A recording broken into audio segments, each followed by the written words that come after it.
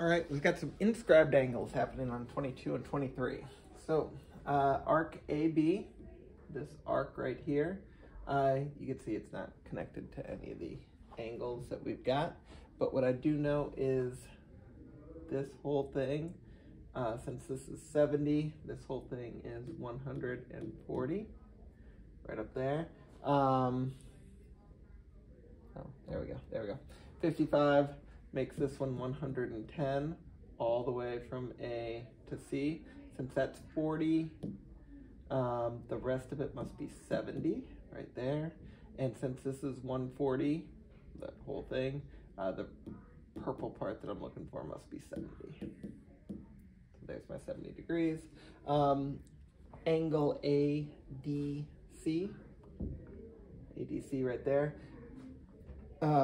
If I look at the, if I look at the circle that I've got 70 and 70 and 40 accounted for, so that's 180 accounted for, if I did my math right.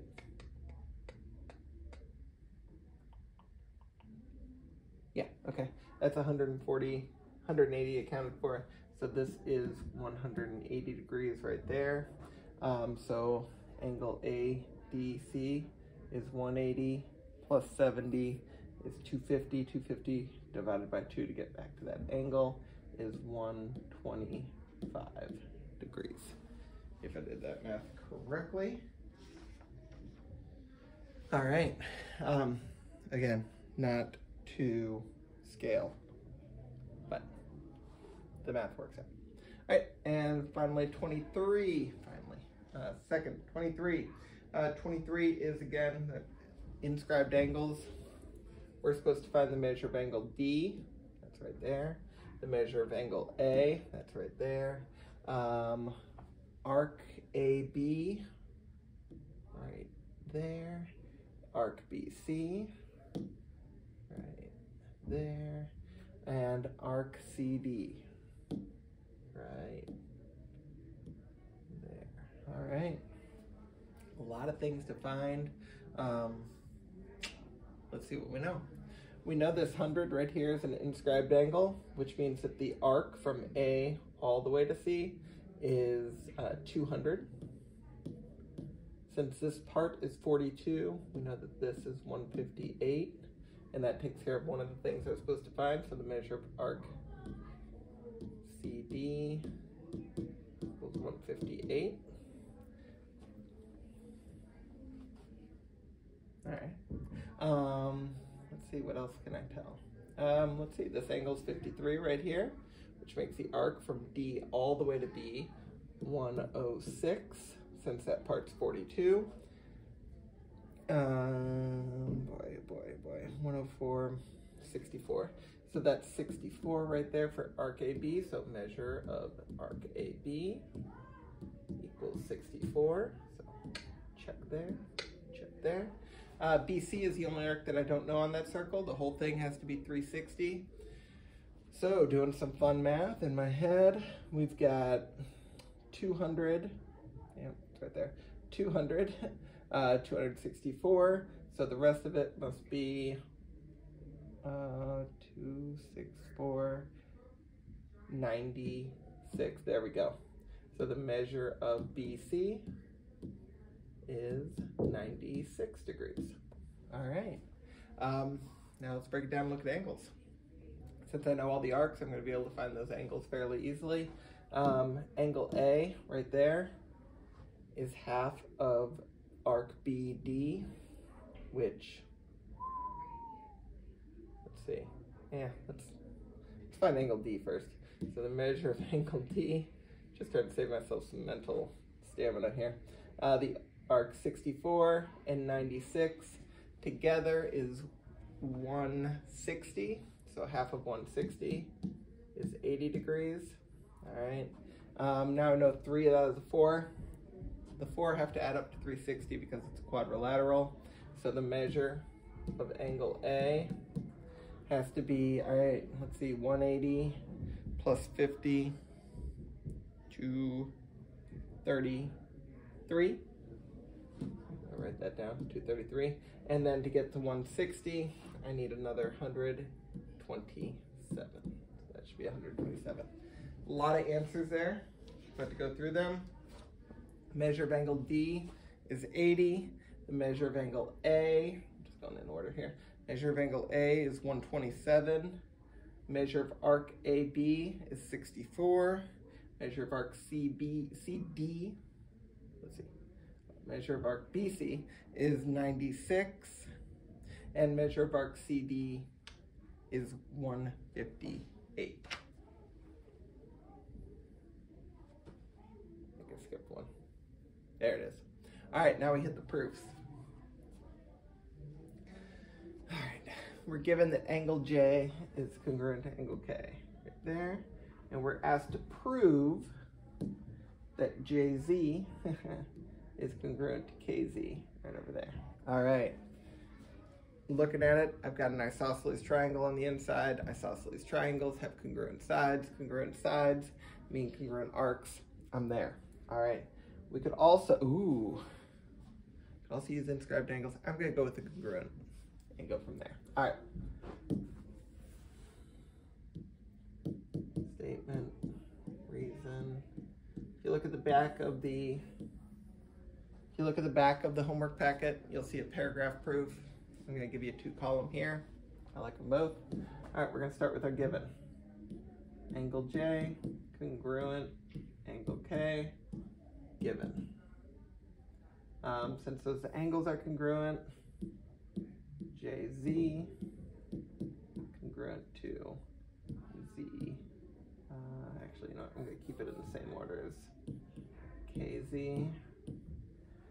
And that is base angle theorem, right? Since base angles are congruent, then the sides are also congruent. The legs are also congruent. And now I can say that JZ is congruent to KZ.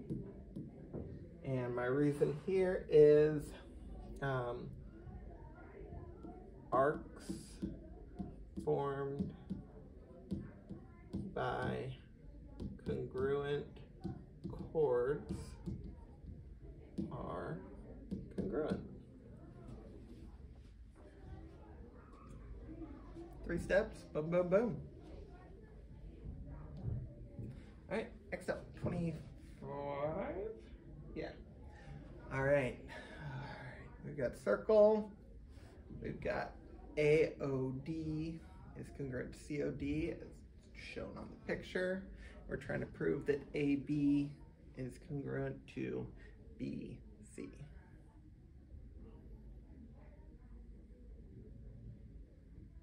All right.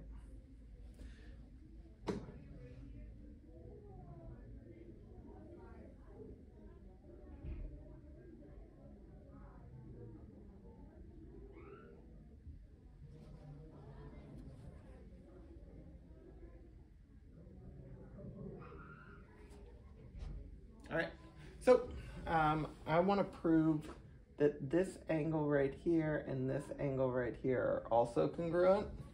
I'm going to use angle addition postulate to do that. Once I've got those angles are congruent, then I can say that this arc is congruent to this arc because the central angles are both congruent. All right, let's see if I can get there.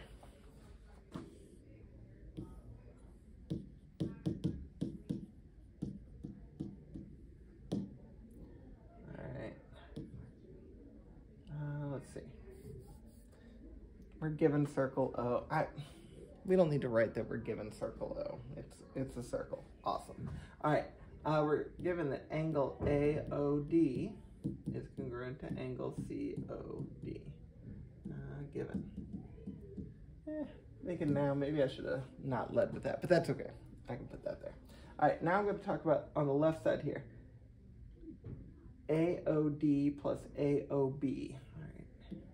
Angle AOD plus angle AOB equals 180 degrees.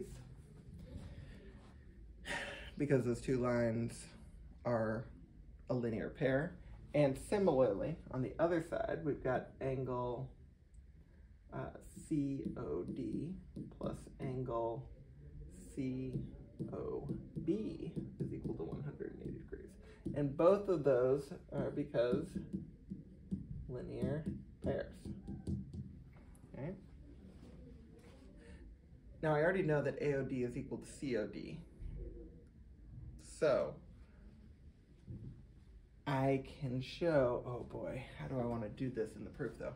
I can show that AOB and COB must be congruent, right?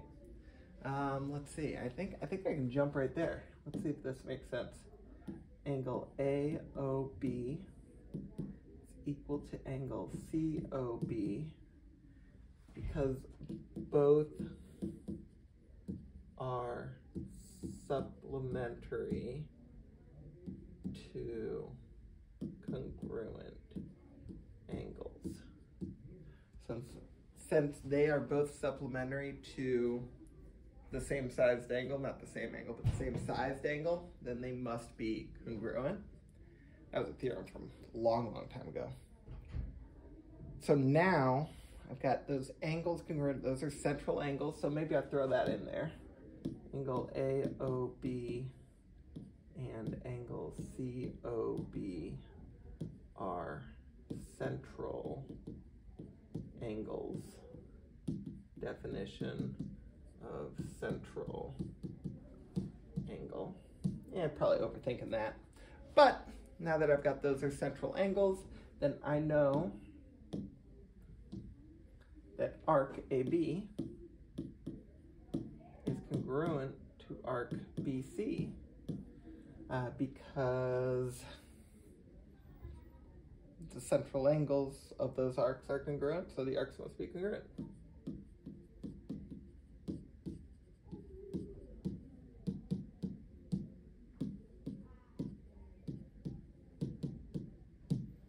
All right.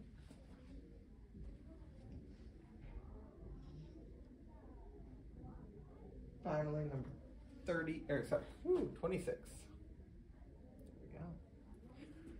All right, we've got a circle O, diameters, ooh, that's good to know, GH and MK. Prove that angle K is equal to angle M. All right, so angle K, there, angle M, right there. Oh, okay. I think for this one, I'm gonna get angles that are congruent.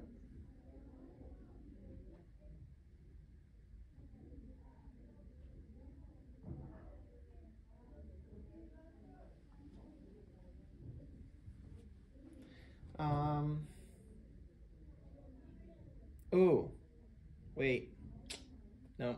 I was thinking of going congruent triangles and trying to get there, but I think I can get there a little bit faster. I know that those vertical angles are congruent because vertical angles are always congruent. Those are both central angles. So that means that this arc is congruent to that arc. And then inscribed angles of congruent arcs are congruent. All right, so maybe 3 or 4 lines, let's see. Statement, reason.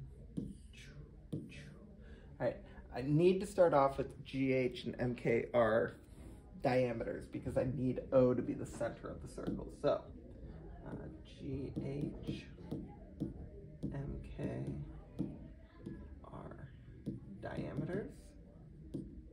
Make this a little smaller. Given. Wait until the end to make that smaller. All right, so they're diameters, that's given. So now, I think I can jump straight to angle GOM is congruent to angle KOH, vertical angle theorem. Maybe we define them as vertical angles if you're feeling it. so now we've got the arcs are congruent. So now we're going to say the arc GM is congruent to the arc KH. Nope, not KK. KH, there we go. Congruent central angles, congruent arcs, something along that line. And now I'm going to jump backwards and say, okay, now angle K is congruent to angle M. And here I'm going to say, there we go.